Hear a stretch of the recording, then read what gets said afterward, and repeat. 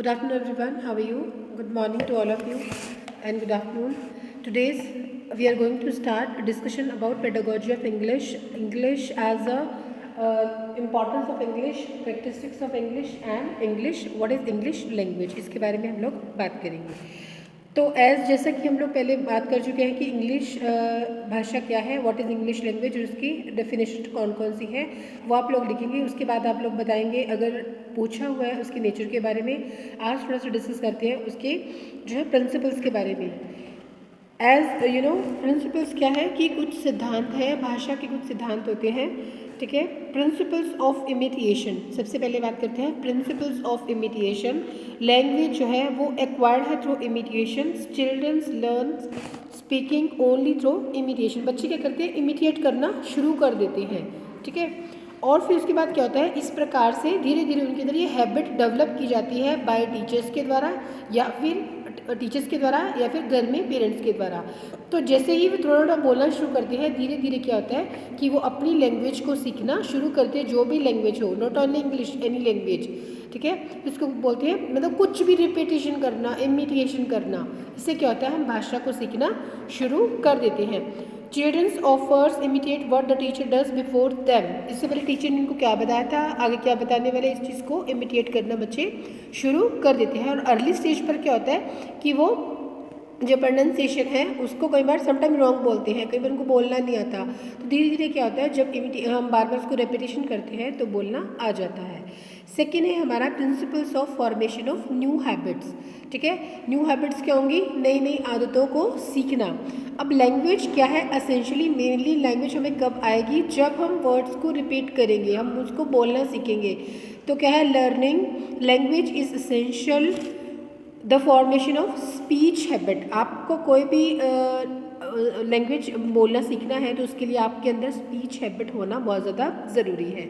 तो क्या कहते हैं, it is a habit of formation process. ये क्या करता है, प्रोसेस करता है in the learning the mother tongue language. Learning needs much to the repetition and practices became practices.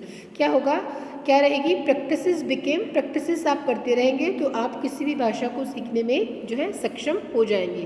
तो सेकंड प्रिंसिपल्स क्या हुआ हमारा, principles of formation of new habits. Next one, principle of drill and practice. अब हमने क्या करना है, principles जो है ड्रिल करना है और क्या करना है, प्रैक्टिस करनी है. Language is a mother of skill rather than the of knowledge. The power grow by the practice and by merely knowing the meaning of rules. अब हमने क्या करना है, इस दौरान इसकी जो है प्रैक्टिस करनी है. रूल रेगुलेशन को हम सीखना शुरू करते हैं और प्रैक्टिस से क्या होता है, धीरे धीरे जो है भाषा हमें आनी शुरू हो जाती है. The various skill of language, for example कौन सा हो गया, लिसनिंग हो गया, स्पीकिंग हो गया, रीडिंग हो गया और राइटिंग हो गया, will be properly learn through the language practice और ड्रिल वर्क. जितना ज़्यादा आप अभ्यास करेंगे, जितना ज़्यादा आप प्रैक्टिस करेंगे, उतना ज़्यादा ही क्या होगा, हम चीज़ों को सीखना शुरू कर देंगे. उसके बाद है principle of accuracy. Principle of accuracy का क्या मतलब हुआ, किसी चीज़ के बारे में आप कितना जो है एक्यूरेटली जानते हैं, कितना आप उसको प्रोनाउंसिएशन अच्छे से कर रहे हैं या कितनी एक्यूरेसी है.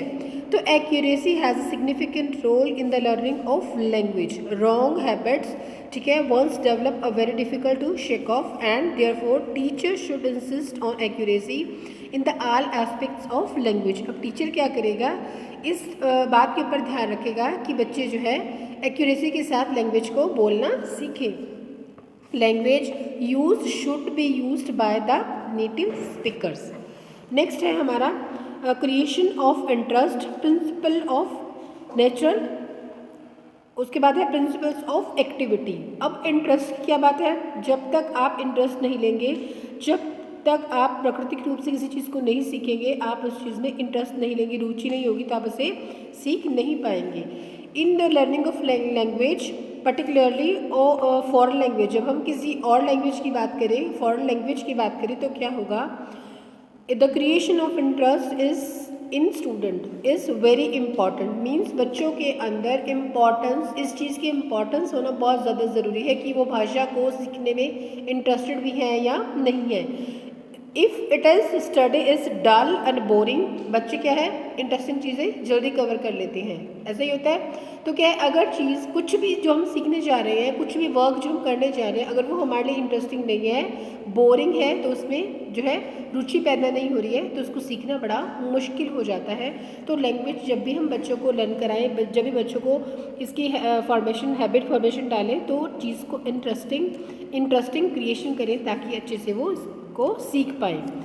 At high stages dramatisation of the lesson learn make way it is very lively and interesting. तो लेसन प्लान जो भी आप प्रिपेयर करेंगे, जो भी आप बनाएंगे, उसका ड्रामेटाइजेशन ऐसी हो कि वो बहुत ही इंटरेस्टिंग हो, जिससे कि बच्चों के अंदर इंटरेस्ट जो है वो जनरेट हो जाए। ठीक है, नेक्स्ट है हमारा नेचुरल की बात करते हैं, पीपल्स एक्टिविटी की बात करते हैं। Foreign language can be learn quickly, ठीक है, and easily if the students are made active in acquiring it. कोई भी चीज़ बड़ी आसान हो जाती है, कोई लैंग्वेज बड़ी आसान हो जाती है जब हम उस पर एक्टिवली पार्टिसिपेट करते हैं। अगर जो हमारा लिसनर है वो पैसिव रहेगा तो वो इंटरेस्ट अपना जनरेट नहीं कर पाएगा। तो क्या है, there may be draw figure on the black board, drill and structure, play and oral games. मतलब टीचर जो है वो कुछ भी इस तरह की एक्टिविटीज़ करता रहे जिससे कि बच्चे उसमें इंटरेस्ट लें। फॉर एग्जांपल ओरल गेम्स हो गया, पोएम को लर्न करना हो गया, पोएम को रिपीटेशन करना हो गया, ठीक है, ड्रिल एक्सरसाइज हो गई, ब्लैक बोर्ड यूज़ हो गया, कुछ भी समथिंग ऐसा, कुछ भी कलेक्टिव जहाँ पर डिस्कशन हो गई, कलेक्टिव जो है ग्रुप में बच्चे आ रहे हैं, ग्रुप में बच्चे बैठे हुए हैं, तो उनको जो है पार्टिसिपेशन करने के लिए उनको इंकरेज करना। तो ये सब क्या है, एक्टिव पार्टिसिपेशन क्या करता है, हमारे इंटरेस्ट को जनरेट करता है।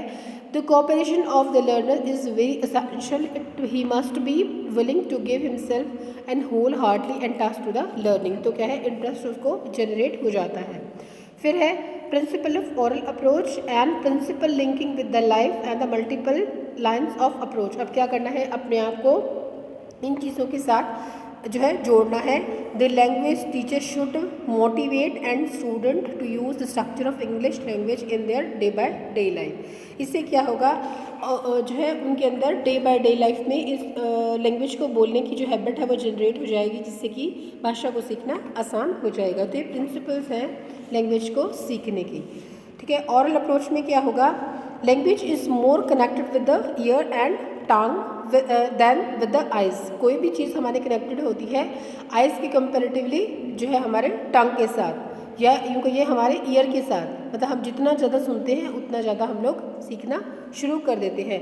सो while teaching English oral work should be given and to the most priorities. जो है सुनना बहुत जो है मोस्ट प्रायोरिटीज़ को बताता है कि आप जितना ज़्यादा सुनेंगे उतना ज़्यादा आप आसानी से चीज़ों को सीख पाएंगे।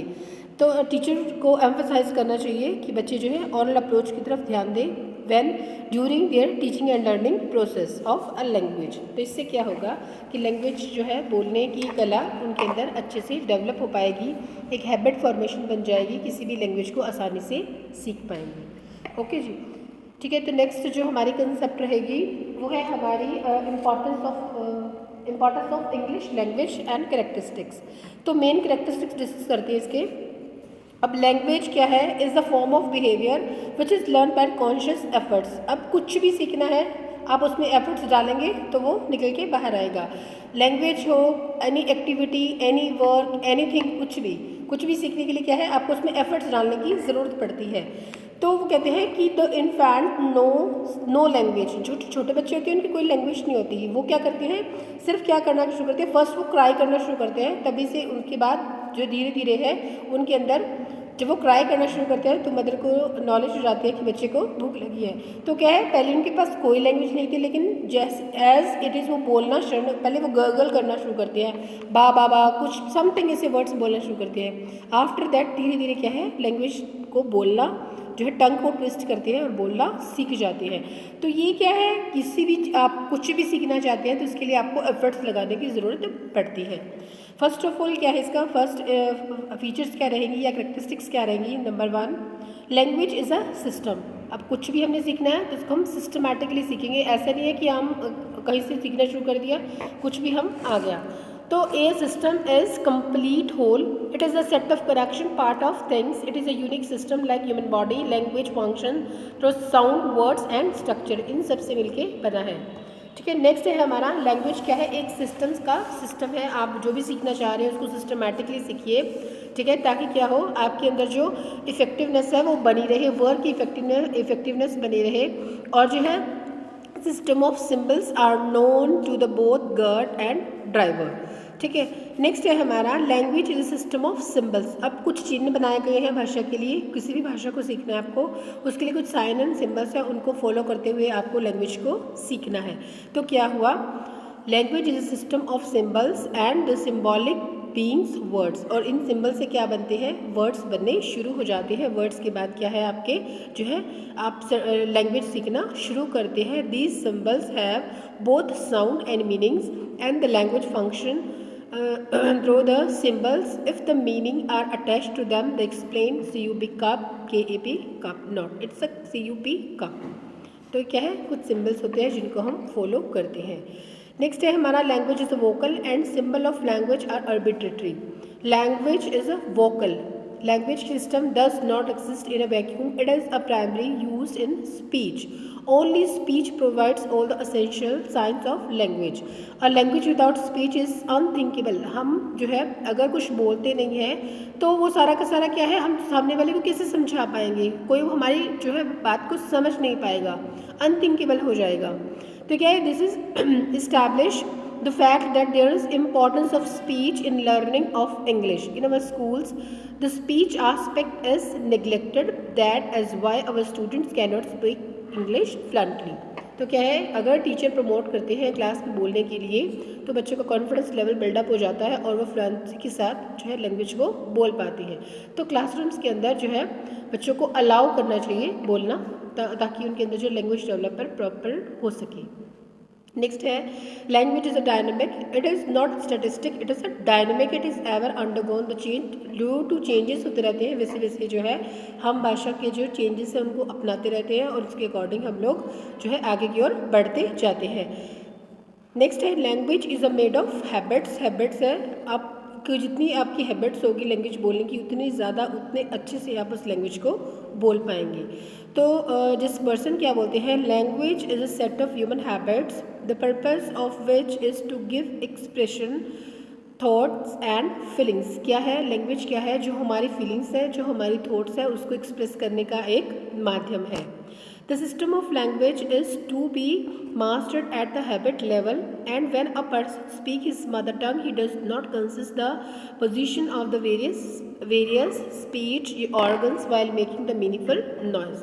तो क्या है, जब भी हम कुछ बोलना शुरू करते हैं, कुछ भी हम देखना शुरू करते हैं, तो करते हैं कि साइन एंड सिंबल्स का यूज़ करके हम लोग भाषा को सीखना शुरू कर देते हैं।